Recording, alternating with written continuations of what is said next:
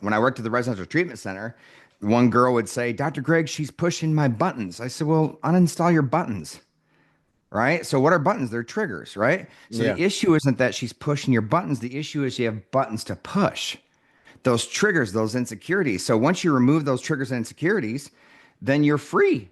There are no buttons for her to push. Another one is one girl said, Dr. Greg, she called me a name.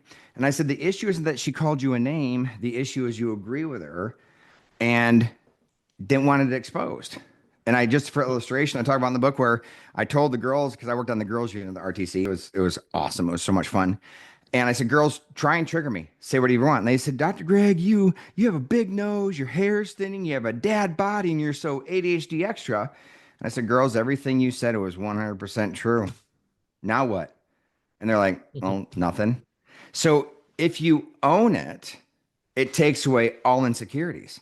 So insecurities, it's either true, but I don't want it exposed. So what's the answer? Own it. Or it's not true, but you believe it to be true. If it's a lie, like Dr. Greg, you are way too laid back. And I'm like, oh, okay. Because it's just so far from true that it just doesn't even make any sense. So that's really what it's about. It's trying to figure out because again, the goal is long term, you got to think long term, is that you want to remove all power and control.